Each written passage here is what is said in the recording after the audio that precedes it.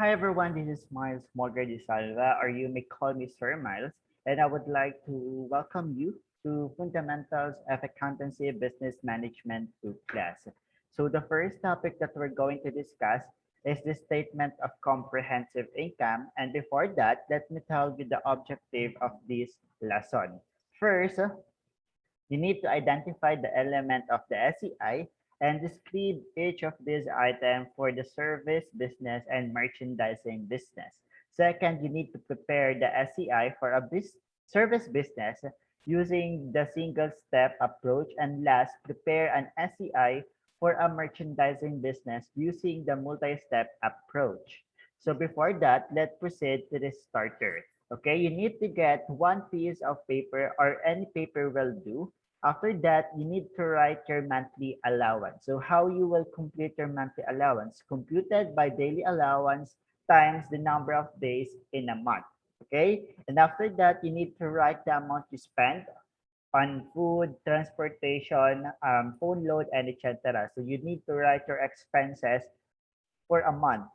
Okay, next is deduct the amount you spend from the amount of your allowance. And last, associate the allowance with revenue and spending with expense. Okay, you need to determine or you need to know that your allowance will be your revenue and the spending will be your expenses with the net amount as net income. Okay, so the answer or the total of your uh,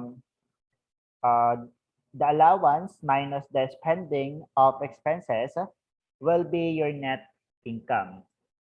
Now, we proceed what is statement of comprehensive income. Okay, so the statement of comprehensive income is also known as income statement. So it contains the result of company's operation for a specific period of a time, which is called net income if it is net positive result, while it is net loss if it is negative result. So dito po sa comprehensive income, we will determine here if meron bang na-gain ang isang company, and that will be net income. Then pag hindi naman maganda yung takbo ng isang negosyo or ng isang business, then it will serve as a net loss for the business, which is it is a negative result for the company or for the business. So this can be prepared for a month, for a quarter, or a year. So it depends to the company kung kailan niya papagawin ng statement of comprehensive income. Now, we proceed to temporary accounts. So usually class, or I mean, from the SEI, the statement of comprehensive income, ginagamit po yung temporary accounts. So they are called such because at the end of the accounting period, the balances under these accounts are transferred to the capital account and thus having only temporary amounts and resulting in zero beginning balance at the beginning of the following year. So it will it determine as a temporary account once po na yung nilagay nating amount dito sa statement of comprehensive income, then ilipat natin sa ibang account, the balance will become zero. Okay? Kaya po tinawag na temporary account siya. So example po dito ng temporary accounts natin, we have the revenues, the sales, the utilities expense, the supply expense, the salary expense, depreciation expense. We also have the interest expense and etc. Now, ito po yung example ng isang statement of comprehensive income. So the first thing that we need to do is to put the name of our company at the top of the statement. Okay? So for example, Learning is Fun Company. Yan yung pangalan ng name ng company natin. So after that, you write what kind of statement you are doing. So statement of comprehensive income, and last, yung date such as of December 31, 2016. Okay? So yan yung end year ng isang company or ng isang business. So now, we write the service revenue. So we're going to get the net income of the business or of the company. Okay? So paano natin makukuha yung net income? First, you need to write the total amount for service revenue. Okay? Ilan ba yung nakuha nating total sales or total revenue sa day na yon? Okay? Or sa month na yon? Or sa year na yon? Okay? We put, for example, 100,000 pesos. Okay? Don't forget to put or to write peso sign. Okay? Then after natin malagay yung service revenue, we write the expenses. Okay? Ano ba yung mga expenses na ginawa natin or ginamit natin sa company? So example, we have the salaries expense, we have the rent expense, we also have the depreciation expense, the utility expense, and miscellaneous expense. So ito pong mga nilagay ko dito are example of expenses sa isang company. So given na po siya, okay? So we have for salary expense we have 40,000 pesos, 40,000 pesos, while in rent expense 20,000 pesos, and etc. So after you put or you write the expenses, of course you need to total the expenses. So we have 76,000 pesos for the expenses. Okay, then to get the net income, you just need to deduct the service revenue to the total expense. So we have a total net income na 24,000 pesos.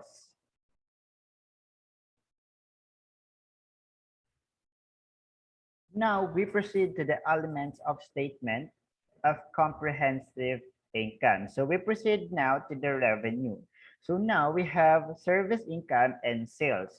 When we say service income, the account is generally used to describe a revenue derived from the rendering of service. Okay? So tandaan po na yung income or yung nakukuha natin pera from the business ay dahil sa service na tig-render natin sa isang client or sa isang customers. Okay? So a more specific account name may be used to identify the service rendered, such as rental income. For example, you rent the spaces. Okay? Then ang mangyayari or yung account name niya is rental income. You also have professional fee. Okay? If ever na you are rendering your service to the client, tas you are professional, yung perang makukuha mo sa kanila ay tinatawag pong professional fee, and we also have tuition fee revenue. Okay? Tandaan na itong service income is yung income from the service that we rendered to the client. Okay? Tandaan. Next, we have the sales. When we say sales naman, the sales revenue account is generally used to describe revenue from the selling of goods. Okay? So yan yung pinagkaiba niya kay service income. Kasi yung sales revenue natin is ito yung income na pumasok sa company or sa isang business once we sell product or once we sell goods to the customers. Okay? Yun yung tinatawag na sales revenue. So, to be more specific account name, it can be used to identify the goods sold such as office supply sales, book sales, food sales, and etc. So, pwede po siya or nakadepende po kung ano yung ibinibenta mo na goods sa market. Okay? For example, book sales. If ever na you are selling book to the market, then it will be book sale. Okay, book sale. So if ever you are selling a food, then it will be food sales kapag may nakuha kang pera from selling the goods or the food. Okay, that is service income and sales revenue.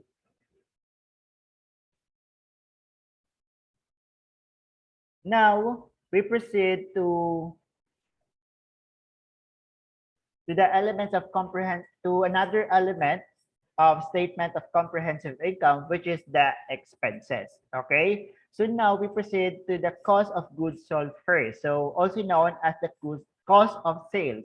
So this is an account used by the company that sells good instead of service. Okay? So ginagamit lang to po itong cost of goods sold or cost of sales sa merchandising business or sa business na nagsisell ng goods. Okay? Hindi po siya para sa mga services business or service business.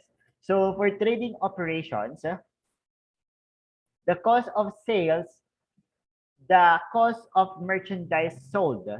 Okay, so it includes the purchase price inventory, the brokerage, the shipment cost to the bring to the goods of the premises of the company. This shipment is called freight in. Okay, so ito po yung expenses natin from the business to bring the goods to the other place or to bring the goods to the premises of the company, and that's what called freight in. Okay, we also have another expense which is the operating expense.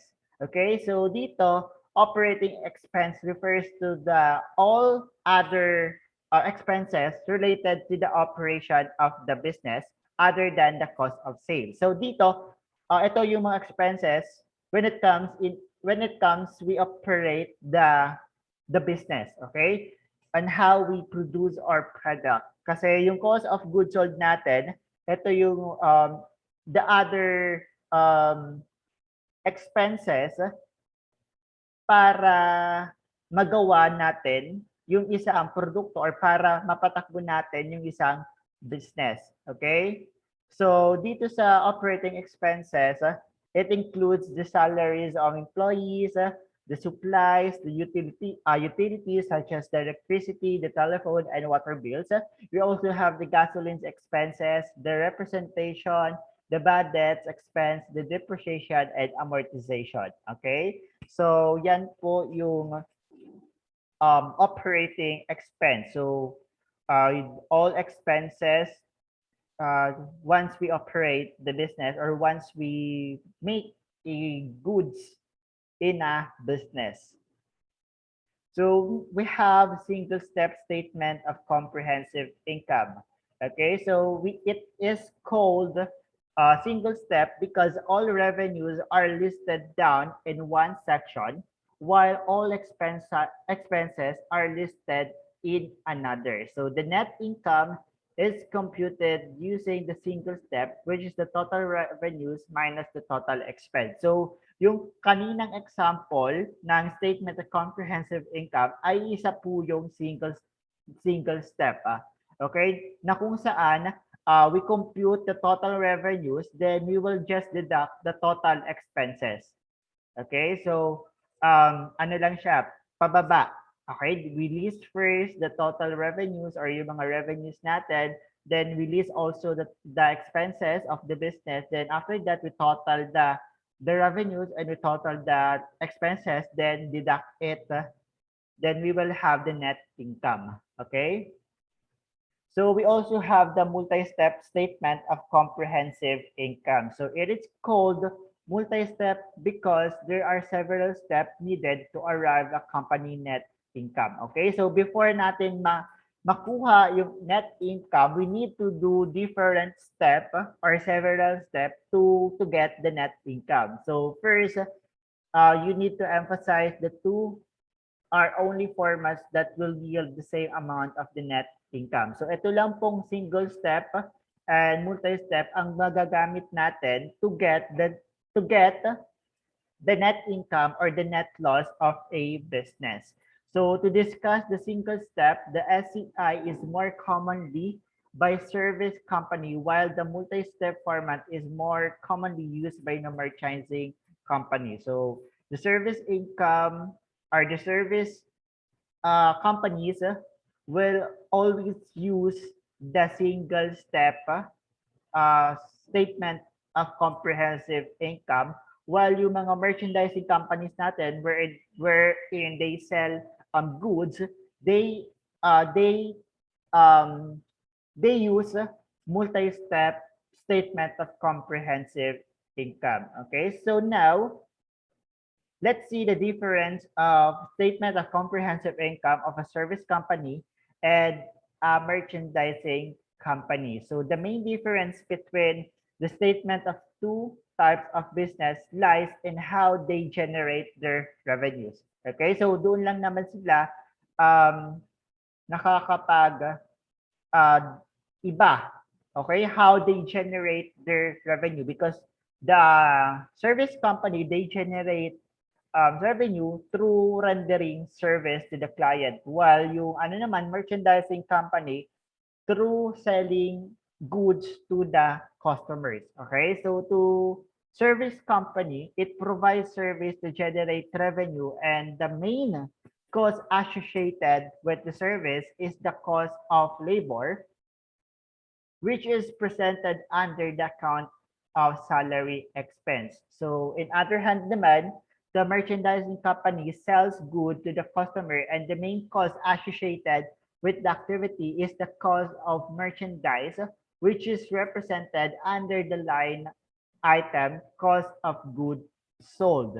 So in presenting this item on the statement of comprehensive income, a service company will separate all the revenues and expenses as seen in the single step format, while your merchandising company will present the total sales and the cost of goods sold on the first part of the statement, which will net the company's gross profit before presenting the other expenses which are classified as either administrative expenses or selling expenses. So yan po yung difference between the statement of comprehensive income of a service company and a merchandising company.